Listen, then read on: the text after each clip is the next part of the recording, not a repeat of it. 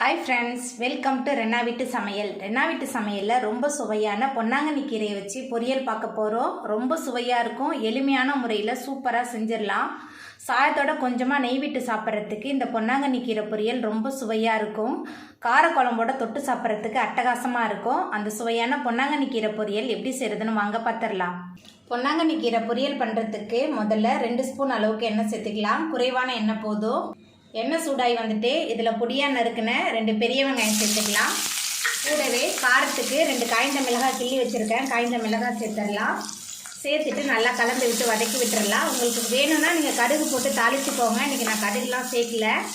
பொன்னாங்கண்ணி கீரை பொரியல் ரொம்ப சுவையாக இருக்கும். சாயத்தோட கொஞ்சமாக நெய் விட்டு சாப்பிட்றதுக்கு ரொம்ப சூப்பராக இருக்கும். நம்ம சேர்த்த வெங்காயம் நல்லா வதங்கி வந்துருச்சு.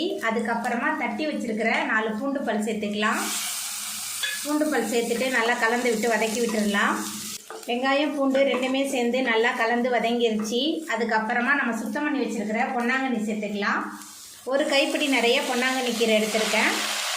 பொன்னாங்கண்ணி கீரை சேர்த்துட்டு நல்லா கலந்து விட்டுடலாம். பார்க்க தான் நிறையா இருக்குது, ஆனால் வெந்து வரும்போது ரொம்ப குறைவாகிடும். உடல் சூடு அதிகமாக இருந்தால் இந்த பொன்னாங்கண்ணி கீரையை உணவில் அதிகமாக சேர்த்துக்கிறது ரொம்ப உடலுக்கு நல்லது. அதுக்கப்புறமா இந்த வெயில் காலத்துலலாம் உடம்பு ரொம்ப ஹீட் ஆகிடும். அந்த மாதிரி நேரத்துலையும் நம்ம பொன்னாங்கண்ணி கீரையை உணவில் அதிகமாக சேர்த்துக்கலாம். கீரை சேர்த்துட்டு நல்லா கலந்து விட்டாச்சு. அதுக்கப்புறமா இந்த பொன்னாங்கண்ணி கீரைக்கு தேவையான அளவுக்கு உப்பு சேர்த்துக்கலாம். உப்பு சேர்த்துட்டு நல்லா கலந்து விட்டு வேக விடலாம்.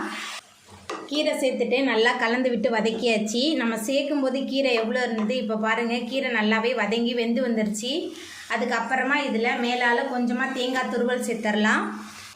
தேங்காய் துருவல் சேர்த்துட்டு நல்லா கலந்து விட்டுடலாம். தேங்காய் துருவல்லாம் சேர்த்த பிறகு ரொம்ப நேரம் போட்டு கொதிக்க வைக்க வேண்டாம். இப்போ நம்ம அடுப்பு ஆஃப் பண்ணிடலாம். ரொம்ப சுவையான பொன்னாங்கண்ணி கீரை பொரியல் சூப்பராக ரெடியாகி வந்துட்டு அவ்வளோதாங்க. ரொம்ப சுவையான பொன்னாங்கண்ணி கீரை பொரியல் சூப்பராக ரெடி ஆகிட்டு. இந்த சுவையான பொன்னாங்கண்ணி கீரை பொரியலை நீங்களும் உங்கள் வீட்டில் செஞ்சு பாருங்கள். இந்த வீடியோ உங்களுக்கு பிடிச்சிருந்தா லைக் பண்ணுங்கள், ஷேர் பண்ணுங்கள், கமெண்ட் பண்ணுங்கள், சப்ஸ்கிரைப் பண்ணுங்கள்.